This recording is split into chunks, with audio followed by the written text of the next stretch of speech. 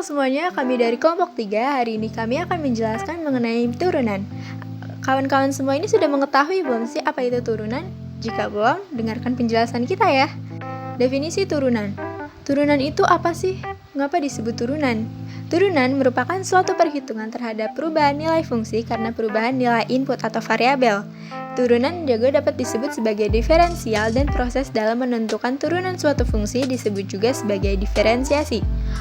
Menggunakan konsep limit pada materi sebelumnya, turunan dapat didefinisikan sebagai berikut. Turunan tersebut didefinisikan sebagai limit dari perubahan rata-rata dari nilai fungsi terhadap variabel X.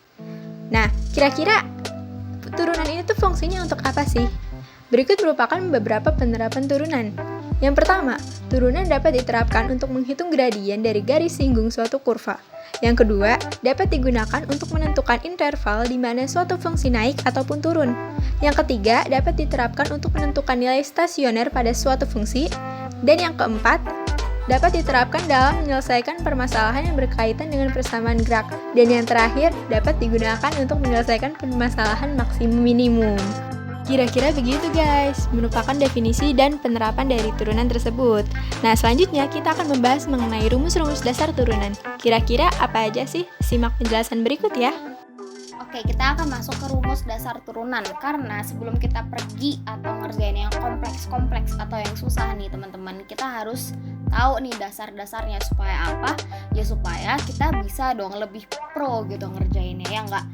Nah, berikut merupakan beberapa dasar dalam menentukan turunan yang ternyata ada 5 nih. Yang pertama, fx sama dengan k, itu jadi f aksen x sama dengan 0. Yang kedua, ada fx sama dengan x, jadi f aksen x sama dengan 1. Yang ketiga, ada fx sama dengan a kali x pangkat n sama dengan atau menjadi fungsi aksen x sama dengan n dikali ax n min 1. Pangkat n min 1 ya teman-teman, bukan n min 1 tapi pangkat n min 1. Nah, yang keempat ada fx sama dengan k kali ux, berarti kalau jadi fungsi aksen menjadi k kali u aksen x. Nah, yang terakhir nih, yang terakhir ini tuh agak ribet ya sebenarnya, tapi aku percayalah kalian pasti bisa ya. Fx sama dengan ux atau fungsi u plus minus vx. Nah, itu fungsi aksen x-nya menjadi u aksen x plus minus v aksen x. Ya, langsung saja kita ke contoh-contoh dasar turunan. Di sini yang pertama fx sama dengan 10. Turunannya itu 0. Kenapa bisa 0? Karena di 10-nya ini nggak ada variabel x-nya. Jadi kalau fx tapi hasilnya nggak ada variabelnya, itu hasilnya akan 0 ujung-ujungnya. Berbeda dengan nomor 2, walaupun ada angka 10 juga, tapi di sini dia ada variabelnya. Jadi turunannya 10, x-nya hilang. Begitu juga dengan nomor 3, di sini kita bisa lihat nomor 3 ini pakai contoh dasar turunan yang ketiga, bisa dilihat di kanan. Itu pakai f aksen x sama dengan n ax pangkat n min 1. Jadi kan di sini di contoh ada 10x kuadrat. Itu kalau diturunkan jadi 2 kali 10x kuadrat min 1. Jadi ngikutin sama yang di contoh-contohnya tadi. Jadi pangkatnya pindah ke depan, dikali 10x kuadrat, ada minnya min 1. Jadi hasilnya 2 kali 10 20x kuadrat min 1 jadi x. Jadi hasilnya 20x. Begitu juga sama dengan yang nomor 4, sama juga, ini cuma beda y sama f aksennya aja. Caranya tetap sama. Jadi turunan dari 20x pangkat 3 itu sama dengan 3 dikali 20x pangkat 3 min 1. Jadi 3 kali 20, 60. X pangkat 3 min 1, x kuadrat. Jadi 60x kuadrat. Nomor 5, ini sama juga caranya dengan yang contoh dasar yang tadi. Cuma bedanya di sini kita jabarin satu-satu. Di sini kita jabarin 5x kuadrat, jadi turunannya itu 2 kali 5x kuadrat min 1.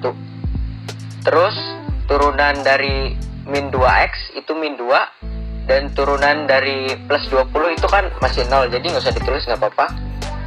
Dan di sini tinggal kita kali aja 2 kali 5 10 x kuadrat min 1 x, jadi 10x min 2. Dan di sini ada contoh terakhir yang nomor 6, y sama dengan 5 akar x. Nah, di sini juga sama menggunakan yang contoh dasar nomor 3 tadi. Di sini karena ini akar, kita keluarin dulu akarnya jadi pangkat min setengah. Karena akar itu kan pangkat min setengah ya. Terus karena 5 dikali x pangkat min setengah, jadi kita masukin aja ke rumus yang tadi. Jadi setengah kali 5 kali x pangkat setengah min 1.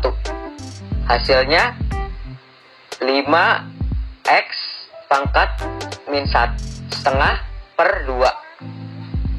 Karena ini pangkatnya min setengah, jadi x-nya turun ke bawah ya.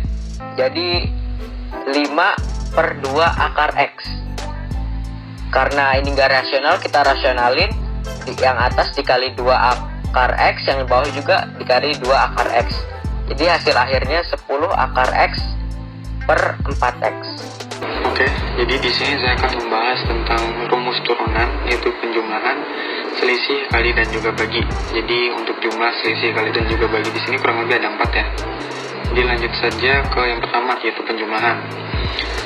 Untuk penjumlahan adalah f ditambah g aksen dikali dengan x, maka akan menghasilkan f aksen x ditambah dengan g aksen x.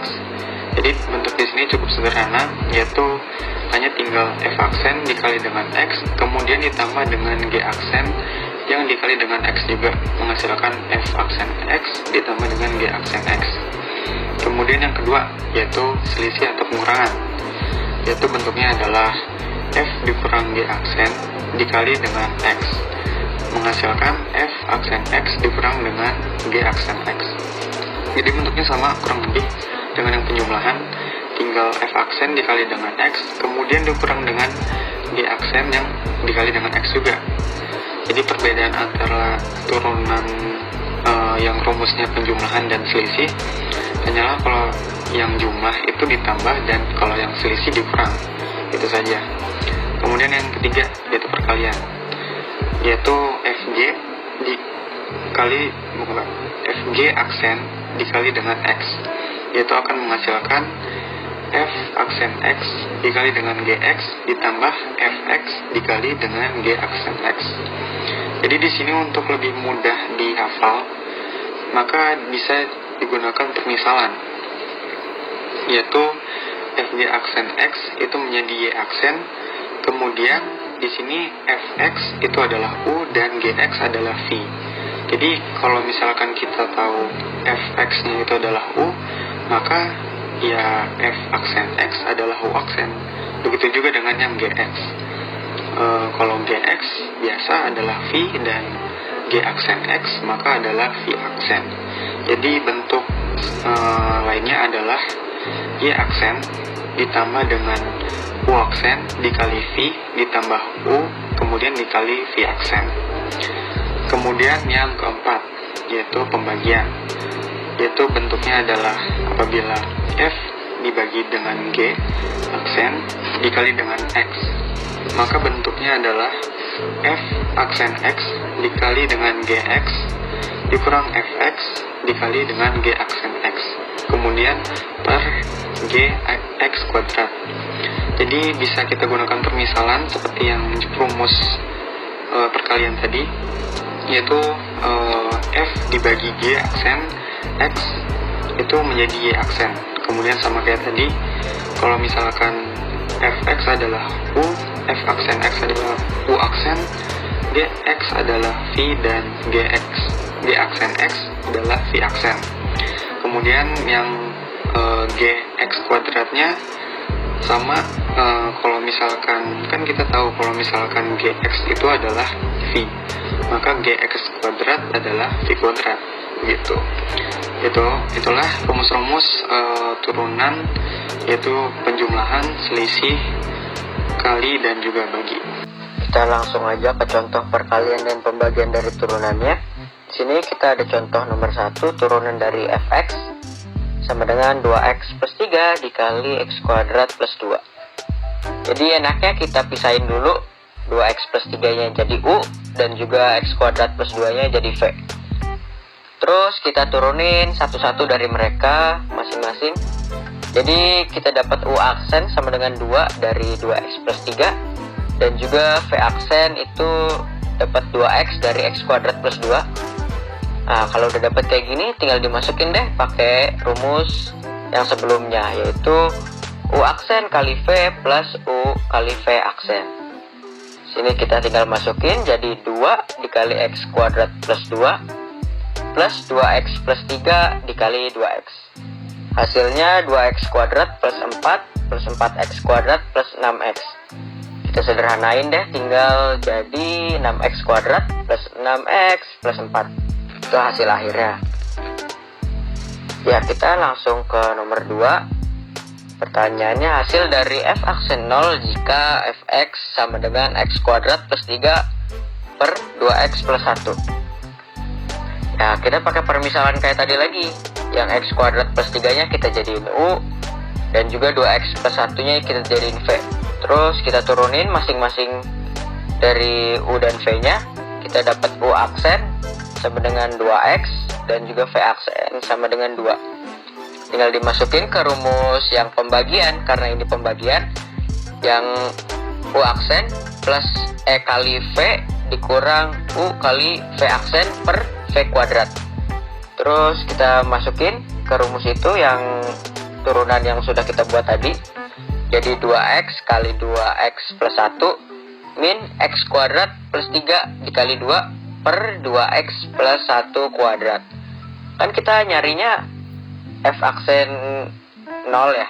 Jadi kita langsung aja masukin 0-nya diganti, maksudnya x-nya diganti dengan 0. Jadi tinggal dimasukin 2 kali 0 dikali 2 kali 0 plus 1 min 0 kuadrat plus 3 kali 2 per 2 kali 0 plus 1 kuadrat. Hasil akhirnya adalah min 6. Oke, di sini saya akan membahas tentang contoh aplikasi turunan, yaitu diferensial. Di sini ada soal, yaitu tentukan persamaan garis singgung pada kurva y, yaitu kurva y-nya adalah fx sama dengan 5x kuadrat dikurang 3x di titik 2,14 adalah. Nah, di sini langkah pertama yang kita lakukan adalah menurunkan fungsi fx-nya. Untuk menurunkan fungsi sudah dibahas di sebelumnya ya. Jadi di sini turunan dari fungsi fx-nya yaitu menjadi f aksen x sama dengan 10x dikurang 3. Kemudian bisa kita masukkan titiknya yang tadi yaitu 2,14. Kita bisa masukkan x1-nya yaitu 2 ke fungsi turunan yaitu f aksen x. Nah, di sini f aksen 2 dimasukkan tadi ya, x1-nya sama dengan 10 dikali 2 dikurang 3. Maka 10 dikali 2 adalah 20, kemudian dikurang 3 yaitu 17. Maka bisa kita ketahui bahwa f aksen 2-nya adalah 17. Nah, di sini f aksen 2-nya itu sama dengan gradien. Maka kita tahu kalau misalkan gradiennya 17. Nah, untuk mencari persamaan garis singgung, maka kita bisa menggunakan rumus, yaitu y dikurang y1 sama dengan gradien atau m dikali dengan x dikurang x1. Nah, kita kan sudah tahu ya, gradien titiknya juga, jadi tinggal kita masukkan. Menjadi y dikurang 14 sama dengan 17 dikali x minus 2. Kita kalikan, jadi y min 14 sama dengan 17x dikurang 34.